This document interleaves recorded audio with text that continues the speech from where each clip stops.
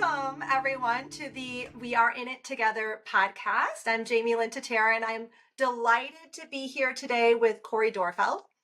And Cori is an author and an illustrator. She has written numerous books. One of my favorites of all time is The Rabbit Listened. She also recently wrote Ready to Soar and a couple of other awesome books. And she's also a mom of 2 kids and has experience in early childhood education. And so we will be talking today about, one, how her books can be kind of a jumping off point for conversations around empathy and kind of strong and gentle compassion for kids, as well as how they can inform how we parent and how we help kids to treat themselves. So welcome, Cori. Thank you so much for having me. I'm very excited to be here. Wonderful. So I'm going to invite you. I usually like to start off by just hearing a little bit about your story. What inspired you to get into writing and illustrating books for children on these different themes that you write on, including kind of empathy and like supportive, supportive presence? So, probably like a lot of people, my life wasn't just a straight path. I did always love to draw. So when I was really little, even though no one else in my family was really into art or doing anything like that, it was just something I was very drawn to. And so I spent my whole childhood making pictures and loving cartoons. And I really thought I would grow up one day to work at an animation studio, maybe at Walt Disney or Warner Brothers. But I just loved the idea that a drawing could come to life. I was just so intrigued by that because it just felt like magical that you could take a drawing and then turn it into something that other people could enjoy. So that's kind of where I thought I would end up. But then right when I went to college, Toy Story came out, and hopefully everyone's familiar with that movie. But that movie was created with computer animation. And I had no interest whatsoever in computer animation at that time because it didn't feel as magical. I really wanted to learn traditional hand-drawn. So for some time, I didn't really know what I was going to do. I went to a small liberal arts school and kind of studied all kinds of things. I also have always loved biology and anthropology. But of course, I kept making art because I couldn't ever get away from that part of myself. It's always been such a part of myself. And then when I graduated, I did 1 year at an art college, kind of doing things that my college didn't offer. I did kind of take some illustration classes and animation classes, but still nothing really was very clear on this is how you make money with art. So that's when I got into early childhood education. Based on the education I had enough credits to be kind of like a early preschool teacher. So I worked with kids, and the man I was dating, who I did end up marrying, so I guess I should say that, but my husband at the time, he was writing and drawing and self-publishing comics. And I had never seen anyone do something like that before. And he would take them all over the country and sell them at these conventions. And I would go along to keep him company.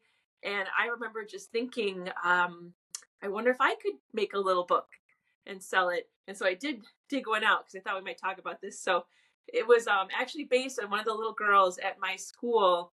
Her name was Leah, and we had read Owl Moon. Maybe that's another book people are familiar with. And I made this paper owl that we were going to go find with a flashlight. And she was so afraid.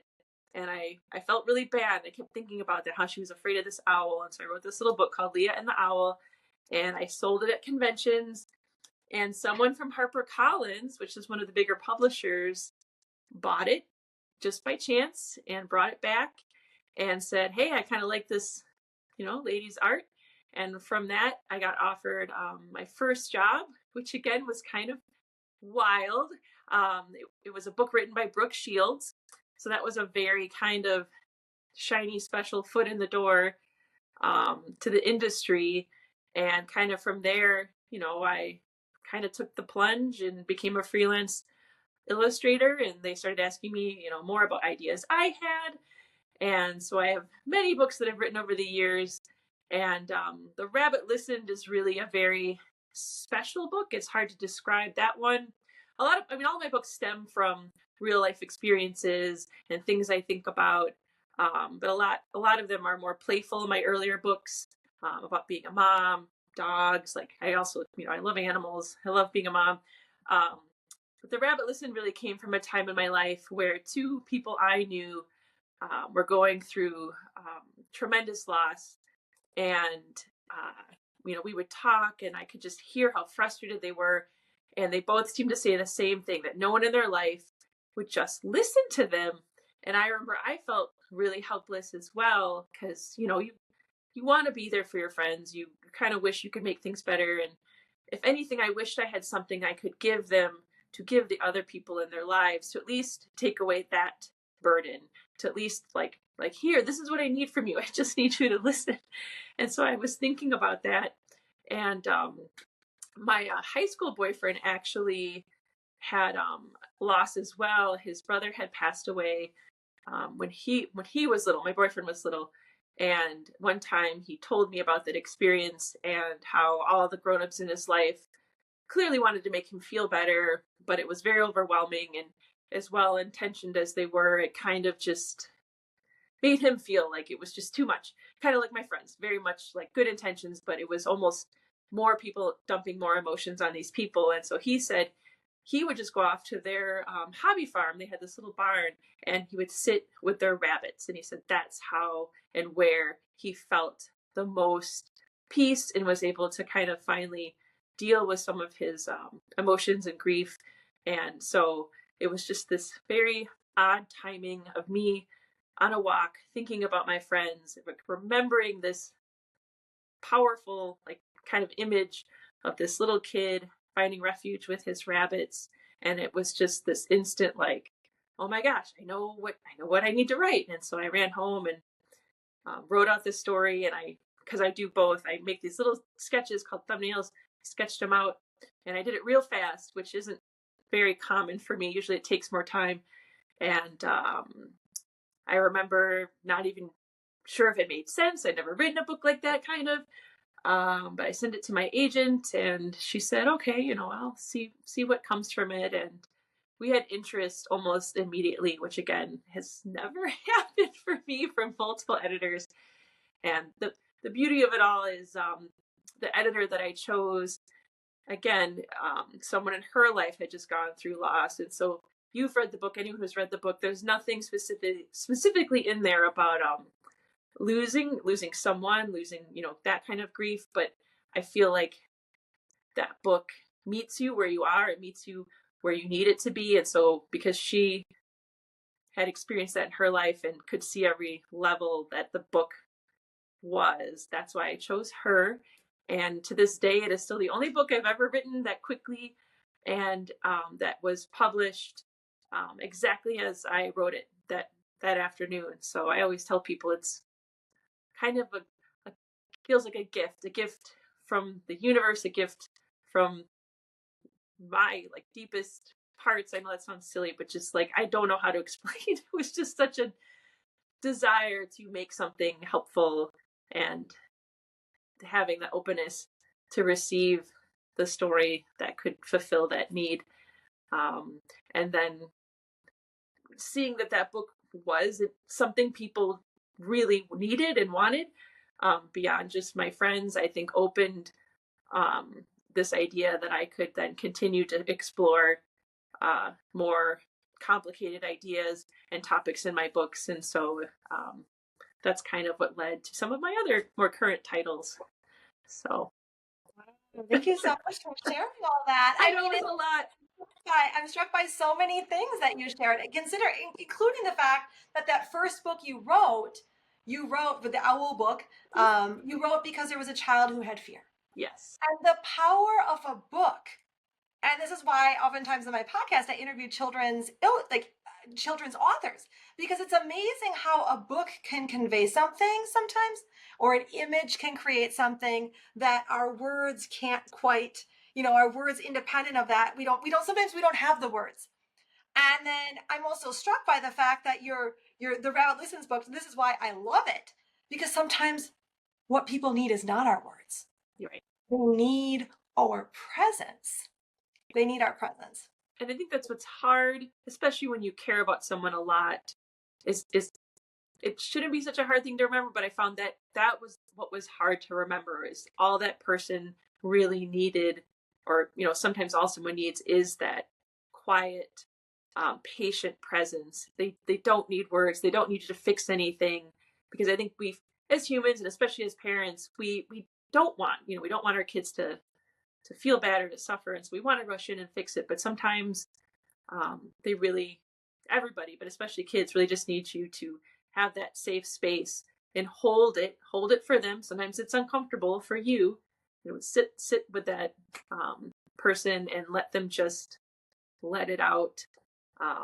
Yeah, and be that rabbit. So that was really the main message. And even I still tell myself, just be a rabbit. Just you don't gotta be a chicken or anything else. Just shh. So yeah. Yeah, that's great. And it's interesting too. So I teach resilience habits to kids. And interestingly enough, my resilience habit for kindness is Snuggles. This is my little rabbit. And then Snuggles has a cape, which when we talk about your book, Ready to Soar, we'll talk about Super Snuggles because that shows up in the first book. But I've actually recorded a play of your book, The Rabbit Listened. And I love it because one of the things is when I try to teach, so I teach self-compassion. And when I want to teach self-compassion, a bridge we oftentimes use is, how would you treat a friend? But the truth is, sometimes we don't even know how we would treat a friend. And, or like you're saying, like the different, like in your book, so you're saying that the character Taylor is based on a friend of yours? Is that what you were saying? That it was, or No, that was Taylor was designed to be anyone and everyone. So that's why Taylor is gender neutral and kind of more neutral in appearance. I really, the book itself, like the message of the book, was inspired by my desire to help my friends, but the character was kind of just meant to be a very universal um, child, so that no one felt left out. I was really trying to design a character that many kids could identify with or relate to, versus sometimes a book, it's very important for a character to look a certain way or a certain to relate to a certain culture, but Taylor was very much meant to be as universal as possible. So yeah, which is beautiful. Actually, I'm publishing a book this year, and I have a character named Sam. Similarly, Sam never has a gender name, right? So Sam could be she, Sam could be he, Sam could be they, right? Like whatever gender you'd like to ascribe. So in our conversation, should I refer to Taylor the character as a she, he, they, or should I just flow in between different pronouns? Or should I just say Taylor every time? it's up to you. Usually, I say Taylor or Okay. they.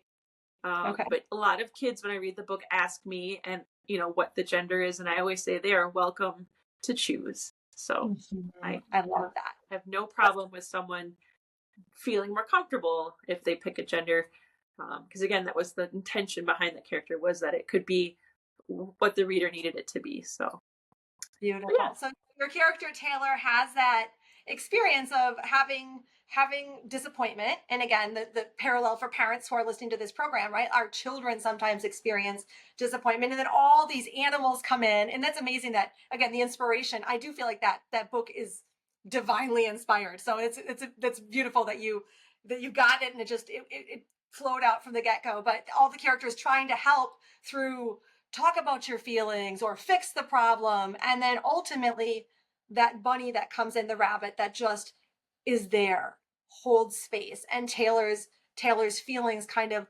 unfold. And so I love to show children that, either the video of the play or the book, right? Like to read the book to them. And by the way, I do this for kids from little on up through 8th grade. And when I read it to the middle schoolers, I preference it. I say before I read it that, I know you're middle schoolers here, but stay with me. And they always like get into the book. Always they do, because I feel like the message is timeless. And including for grown-ups, of what's, like the ways that we try to help people, in the power of simply showing up and holding space.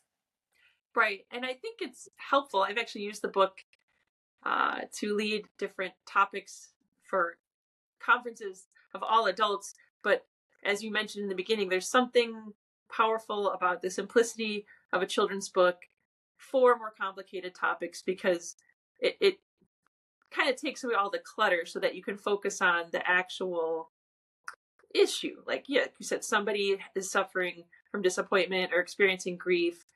And I feel like my intention behind the animals was to kind of reflect the different things you can feel, but then also I usually ask people, like, is there an animal that you default to? You know, like I think most people default towards kind of acting like a chicken. You know, you want to rush in and talk a lot and get the person to talk. And I think a lot of people instantly think of their own, situation that they can pull up, like, oh, well, this happened to me one time. And instantly then it's about that person instead of the one that you were trying to comfort. And so I think it's helpful, even if it's silly, it is helpful. At least it's very helpful for me to, like, again, remind myself, like that image of the chicken, like, just be quiet, and then return back to the image of the rabbit. And I think that is why it is appealing, is because it's so easy to do that, where if you actually had to sift through like everything you were saying and why, and it becomes overwhelming, where if you just can kind of have that little, oh yeah, I just got to think of that rabbit. It's so much easier. And I think why kids can understand it. And yeah, again, as adults, it's hard to be a person at any age, and so any help we can get is helpful, to have little reminders.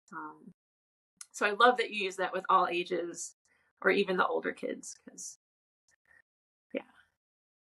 This is so useful, and I agree. I use a lot of animals in my work, and I do think it's helpful to have the visual, and it also cuts the judgment. So when we ask kids, or grown-ups, like, for example, like the chicken wanting to talk about things, the bear wanting to like help the child vent and really get it all out, and the kangaroo that's like, what a mess, let's throw it all away, and the elephant, notice I have these in my head. I've read that book so many times to kids. But and then I ask kids too, what animal are you like? They're able to reflect in a way that's non-judgmental. And I do think having animal characters, helps that kind of a reflection. And then the other thing that I like to ask kids is, what animal are you like with yourself? So when you are having a problem, do you try to fix your problem? Do you try to hide your problem? Do you try to get revenge like the snake, right? Like another character in there. And so, or are you, and then what would it be like to be like the bunny for yourself?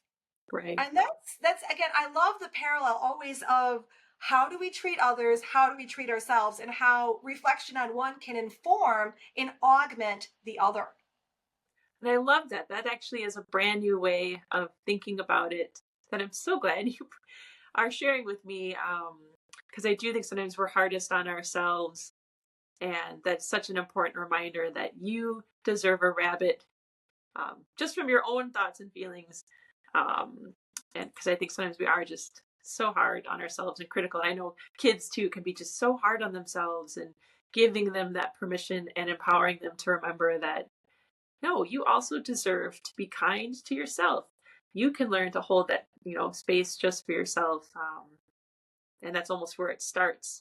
Because I feel like sometimes, unless you know how to show yourself that real compassion, sometimes it's hard to then be open to other people in a way that you could be if you were, at peace yourself. So I love that. I love that. I don't know. I just love it. I love learning new ways that people even use my book that I didn't even necessarily think about. So, Yes. And I think when parents have a hard time holding space for their kids, it's for that same reason. Oftentimes, the parent is having a discomfort with witnessing suffering. And so, again, a parent, interestingly enough, will need to be the rabbit for themselves. Like, oh, look, I'm having a hard time with my child struggling. And that's why I tell parents, if they want their kids to have self compassion, they need to model self compassion and give themselves compassion, because when they're able to kind of soothe themselves and say, it's okay, you can stay with this, you can be present, then they show up for their kid like that. Their kid internalizes it. Their kid, in turn, over time, develops their own little rabbit voice of self kindness. And it's like this ripple across the generations. But it's really hard to show up for another with that, I'm going to call it that rabbit presence or that snuggles presence, when we don't have it for ourselves. Right. No, I definitely agree. So again, I love that little snuggles bunny. Yeah, that's why I think those things, again, those simple messages are helpful because everyone can kind of recenter themselves with something like that versus getting lost in our own self doubt or, maybe less healthy ways people had taught us to try to combat any kind of fear or anything. So I love that. I love that. I love that idea of you're making me think back to so many times when my kids were little. It's definitely a wild ride, and there are times as parents we don't know what to do. And I'm glad there are books now that can kind of be there, or that people are more open in general to just talking about the ups and downs, and that you don't always know what to do, and that it's okay, that it's a learning process, and that almost is the first step. Is what I'm saying. Like I don't know what to do, and then people will say, "That's okay. Here's something you can try." And um, I think so many times, especially I know moms, we feel like we should just know it all or we should be able to do it all. And sometimes I don't know. I know it's been hard for me to admit that I actually might need um, outside input or that I didn't know what to do in a certain situation. So, again, I love that idea of being kind to yourself first or being a rabbit for yourself um, so that you can be one to others. So, Exactly. And I appreciate too. Oh, hold on. My thought bubble flew away. Hold on. Let's watch it. Come back. Come back. Oh, yes. So parents who are listening, if you're like, "Oh my gosh, I always try to fix my child's problem," or "I like try to distract them," which again, not that these things are not useful. Right? There is a time and place for fixing problems. For God's sake, sometimes a problem needs to be fixed. There is time and place for refocusing our attention away. And yet we don't want that to be our habitual way of responding, because otherwise there's not the presence that allows for integration. But if you are a parent that's listening and you're like, "Oh my goodness, I have this habit," you could again read Cori's book, right? The Rabbit Listen, and say, "You know what? I think I've been doing the chicken thing with you. I think that's my habit. And I think I'm going to try to be a little bit more like the rabbit with you." And actually, that's really helpful, because if you just change to listening when you're usually a problem solver, your kid's going to look at you like, "What are you doing, parent? Like this is not like, what are you?" And so, again, when we have these kind of resources and we can introduce these ideas, especially again, animals, it can lead to everyday conversations and as well as making an amend. "You know what? I'm sorry. I just showed up like the kangaroo trying to sweep this all away. And I'm going to try to be the rabbit now. Do you want to tell me more? I'm here." And so I think that book can also be used as a way to kind of make an amend, or acknowledge shortcomings if you are a caregiver that really struggles with this. right. And I know with my own kids, sometimes when I've reminded myself to just be present, it's amazing how often they just start then on their own once that quiet, safe space is opened to let things out that you never would have heard otherwise. And you might learn so much more about why they were upset or just any little thought that they had that you never would have had the chance to hear if you hadn't taken that moment. Because it doesn't even have to be a long time. Sometimes it's just a moment of reminding yourself, to just be open, be present, and listen. And because there even are things beyond words that I think we have to remind ourselves to pay attention to, like listening to the whole situation. It isn't always just what your child is saying or that they're crying. If you can even just pause for a moment, sometimes it just gives you that chance to see the bigger picture or listen to everything that's happening that might have led the kid to that moment. But it's hard to do that if you're just too caught up in, making it go away right away or trying to just fix it momentarily. Because there's usually, I mean, not always, sometimes it is just something, smaller, but sometimes there's many layers. So again, I love that idea of just, remembering to take that moment, make that space, and using it sometimes as a way to, I don't know, deal with a situation instead of just, sweeping it away, fixing it, or, um, I feel like you're so much better at talking about all these tools, but I feel like we're all saying the same thing, or we're both saying the same thing. So, Power of pause and the power of presence. yeah, Yes, absolutely.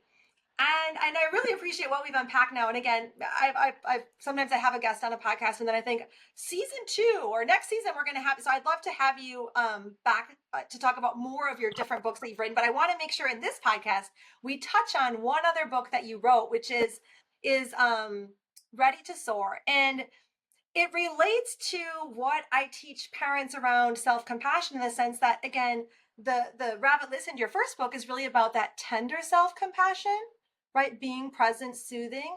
But that's not all that kids need. Kids also need strong support.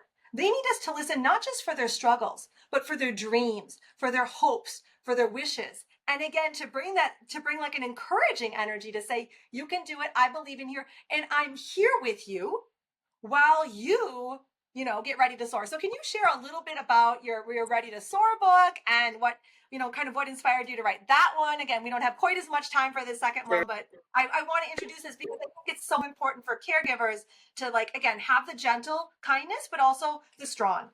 Right. There goes my dog. Um, I love the way you are connecting those books together. I really appreciate it. So Ready to Soar, just to say it more concisely, just kind of stemmed from my own struggles as a child with my physical self, kind of like in sports and in gym class. I was always kind of made to feel less than capable. And it was really hard. I had a lot of people that kind of just, again, thought they were helping, but it really just felt like a lot of criticism. And then as an adult, I met this group of women that do this certain kind of fitness called Pound. And it's basically just like this cardio drumming, and you move to this music, and it's just really fun. And I feel like from day one, the message was just about like everybody can do this, you can do this, and kind of just cheering for each other and supporting each other. And lo and behold, like I have done it now for I think 5 years. I teach it myself, so it's just I really wanted to thinking of my little kid self, how much it would have meant to have had someone who just would have cheered for me in that realm versus criticizing me. So that's again what inspired that book, was just this idea that sometimes kids, yeah, they're trying something and they're probably capable of doing it. I'm not saying that kids don't need guidance and they don't need those critiques, but sometimes the best thing you can do is when they're just trying something new is just be their cheerleader, just cheer for them, and celebrate their successes. And I think it'll be, I don't know, just give them that push in such a better way than constantly telling them like how they could be better or what they're doing wrong. Like just cheer for them. So Yes, I love that. And it reminds me, the character I think is named Riley in that book. Is that right? yes, Riley? yes, And it's interesting because just this morning, and again, if there's any caregivers that as we listen, sometimes we think about where we're strong, we think about where we're weak. And so for me, learning to be a strong support has been a growth opportunity. Like, it's a way that I'm still growing as an individual. And so I can just think this morning of a moment when I didn't do that. I'm going to give myself tender compassion, like, oh, baby. And I already made an amend to my daughter. I already said apology, but she woke up this morning, and my 16-year-old was working on like a merit badge for scouts, and she had this idea of what she could do in the basement. It was like it's called like a family merit badge. Anyways, but she had this idea of like her laundry falls on the floor and it's dirty on the floor. And so she wanted to get this mat to put on the floor. And I'm like, in my mind thinking, you know what, that mat is going to get gross. Like, it's going to get grosser than the floor, because it'll like attract. And so instead of saying, yeah, that's a great idea, let's get a mat for the like, I just was like, that's not going to work. Like, let me tell you why that's going to attract. And again, not that it's wrong to give kids ideas about how things can be better, but that the question, and I feel like with the first book, the question is, what did Taylor need? Taylor needed connected, loving presence. And oftentimes when our kids have an idea, some way that they want to grow in the world, like, that's not the moment to tell them how they can improve. Oftentimes it's the moment to support. And again, do we have $10 to buy this silly mat? And like, will it probably attract dust? Yes. But like, and then at some point I might say, do you think this is actually helpful? Or like, but the moment when they're coming up with this initiative, sometimes can we be like wind underneath their wings rather than a little smush button on their head that says, this is what's wrong with your plan. This is how you can do it better. And can we let them learn if like example in your book there, it's like an airplane. If their airplane doesn't soar, can we just be that support and then let them figure stuff out a little bit? And again, growth opportunity for mommy in being that wind beneath my kids' wings and just letting them soar, ready to soar, if you will. Right. And I love that because I do think there's such a tender window when their ideas are so important and they're so excited about it for you to be that support that if it's, again, I don't think most people do it intentionally, but I think it's just so easy to squash that little spark and then make them less apt to try other new things or have new ideas. And so I just love that idea of just helping to lift it up a little instead of smushing it down, which again is the symbol in that book. Yeah, is the airplane, because that's how it starts. Riley wants to try something new, and they just need someone to, yeah, cheer for them versus bringing that plane down. So I love that. I love that idea. And I love your story because I think we've all been there where you're just like, oh, come on. But if you stop again, that's really, it's not that important. The dust and everything. What's important is making that child's idea feel supported. So Exactly. So I did again. She got really mad at me at first. She's like, she told me my daughter's used to being seen, which is good. So when I'm not seeing her, she's like, you are not seeing me. I'm like, she gets me right. Whenever she says that, it's always like, I'm not seeing her. But in what happens too is that then, because we want, again, kind of going on this idea of how we treat other and how we treat ourselves, we want to start to do this with ourselves. And again, how kids oftentimes internalize my ideas deserve my attention. Is by us being that for them. And then I would also be curious. Again, I think I'm a recovering perfectionist, and my recovery on a scale of 1 to 10 is a 2, but I'm recovering, right? And so I know the reason why it's hard for me to show up with my daughter and, when there's an idea that's imperfect is because I have a hard time doing that for myself. When I have an idea, I run it through the, the critique screens of 18 of them and then oftentimes shut it down. And so, and then there's so many things I don't do because can I do them perfectly? And so part of how I can support myself in supporting my daughter is getting curious about how I can change my own internal voice to be one that is more self-supportive and curious. Again, not that we can't improve upon things, but curious how I can raise up those ideas that are coming in me versus shred them in the critique shredder. right, because it is scary to try new things, and it is scary to put ourselves out there. And it was just making me think because so many people do ask me about, they maybe write a book or something, and I always say, well, the first step is just to get it out of your head. I do feel like the first step in anything is giving that idea just enough support to even see if it can take off. And so I think that's really just a great way to think of supporting kids, supporting ourselves, and if you need to use that book to help with that message, is to just just even from the beginning, just a little support to see if it can take off. Because if you never even try, you wouldn't know. You wouldn't know otherwise. If everything got shut down because of all the critiques you came up with. So I like that idea of being kind, because not every idea is gonna soar forever or soar as high, but that doesn't mean you can't support it, at least initially, just to see, because you never know.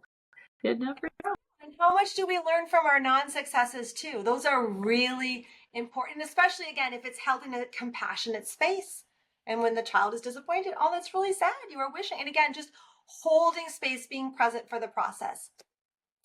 So Love it. are there any other, as we kind of bring our time together, is there any other kind of tips that you have for parents or anything that you'd like to share with caregivers who might be listening to this as far as empathy, self-empathy, support, anything in that realm? It's very interesting. I know for me, I try to somehow be in touch with my child self at various points, and at least always try to the pause. I think the pause is so important. I'm not saying anyone can do it all the time, but if you can try to add it in when your child is doing something you might not understand or is frustrating, if you can even just have that small pause to remember a moment in your life when you might have felt that way, and can you be the parent you maybe wish you had had, or maybe your parent did do things that you were very successful and you were glad they did, because I feel like being a parent is stressful, being a caregiver is stressful, so there's a lot of gut reactions, or if we're not taking care of ourselves, sometimes we're just tired, we're overwhelmed, and that comes out. So I feel like if you can, I love this idea of self-care. This is all new to me, but if you can find that for yourself, pause. Nobody is going to have everything perfect, so give yourself grace. And then again, with kids, if you can always remember that, just that little pause, to kind of think about the bigger picture, why they're going through what they're doing, or maybe why they're having their meltdown.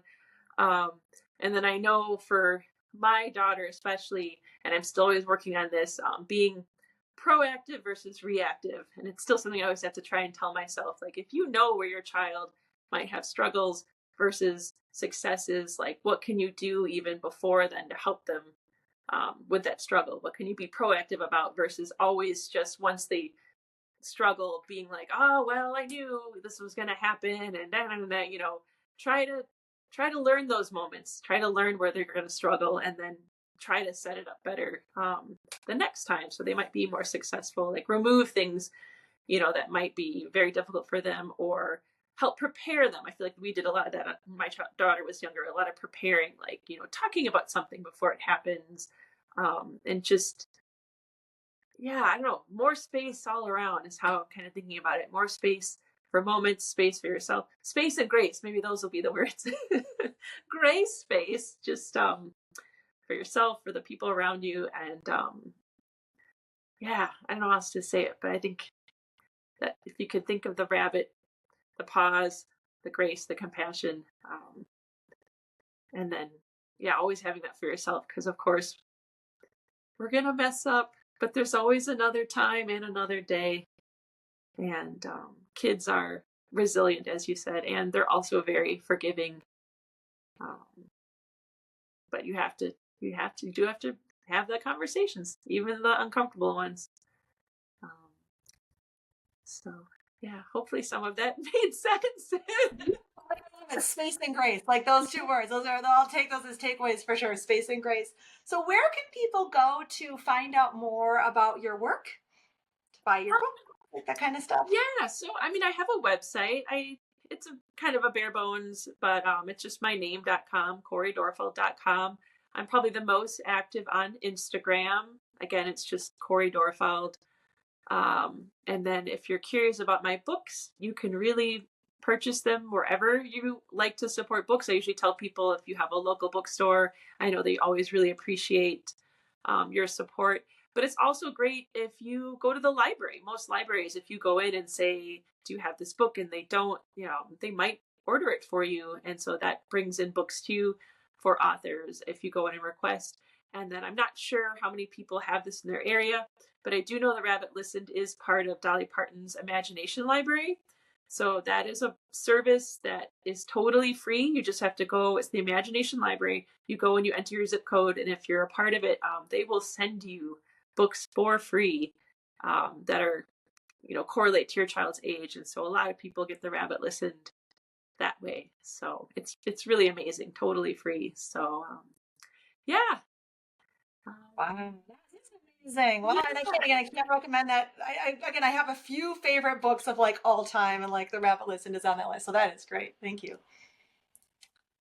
Yeah. Well, thank you so much for showing up, for sharing your experience and your nuggets for parents. I'm really grateful. And again, I hope to actually have you back in another season. We can talk about some of those other great books that you've got. Because again, a great book just becomes this pathway for great conversations and great lives. I agree. Who doesn't like just sitting and reading a picture book now and then? So I agree. The world keeps turning, things change. We have new obstacles that are thrown in our way. In our way. You can't let it hold us down. Together we'll get around. You just have to look inside, and you will find that we are in it together. I know it in my heart. You are not alone. You are not, and we are in it together. I've known it from the start. You are not alone. You are not alone.